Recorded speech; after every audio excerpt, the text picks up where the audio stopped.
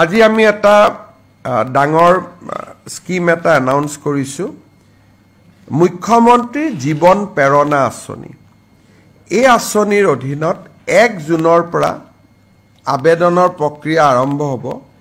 2024-25 চনত গ্ৰেজুৱেচন পাছ কৰা প্ৰতি গৰাকী ছাত্ৰ ছাত্ৰীয়ে এবছৰৰ বাবে 2500 টকা মাহেকি তেওলুকে লাভ কৰিব যাতে ইন্টাৰভিউ আদি তেওলুকে এপিয়াৰ হ'ব পাৰে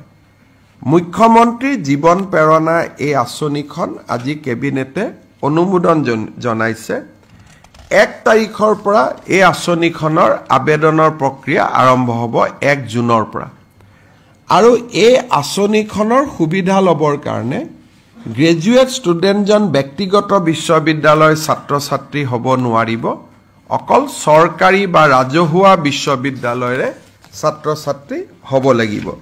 ৰাজহুৱা শব্দটো আমি এই কাৰণে উল্লেখ কৰিছো যে দুই এখন আমাৰ অসমত প্ৰাইভেট ইউনিভাৰ্চিটি আছে তেওঁলোক ঠিক ফিজৰ দৰে নহয় সামাজিক সংস্থাই চলাইছে তেওঁলোকক আমি এই আঁচনিখনৰ সুবিধা দিম এই আঁচনিখনৰ লগতে ইউনিভাৰ্চিটিত যিসকলে ৰিসাৰ্চ কৰি আছে হে ৰিসাৰ্চ কৰা ষ্টুডেণ্ট সকলকো আমি জীৱন প্ৰেৰণা স্কিম আমি আগবঢ়াম তেওঁলোককো আমি এই আঁচনিখনৰ জৰিয়তে এটা এককালীন সাহায্য আমি আগবঢ়াম আৰু দিব্যাংগ ৰিসাৰ্চ কৰা সকলক আমি নৰ্মেল ৰিসাৰ্চ স্কলাৰতকৈ আমি দুগুণ আগবঢ়াম ৰিসাৰ্চ স্কলাৰ সকলক 20000 টকা আৰু দিব্যাংগ ৰিসাৰ্চ স্কলাৰ সকলক আমি 40000 টকা আগবঢ়াম আমি আজি কেবিনেটত লোৱা গুৰুত্বপূৰ্ণ সিদ্ধান্তসমূহৰ ভিতৰত এইখিনি মূলতঃ আছিলে আৰু এটা আমি দূৰদৰ্শীভাৱে ভাৰত চৰকাৰে যোৱা কেইদিনমান আগতে Assam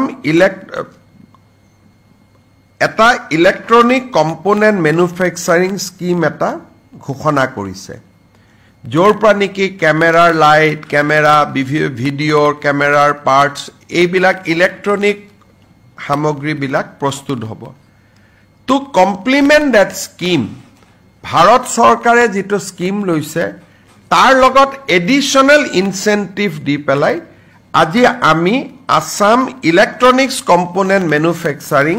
top up scheme top up মানে ভাৰত চৰকাৰে যি ইনসেন্টিভ দিছে তাতে আমি টপ আপ কৰিছো এই আঁচনিখনো বা এই প্ৰস্তাৱটো আজি কেবিনেটে অনুমোদন জনাইছে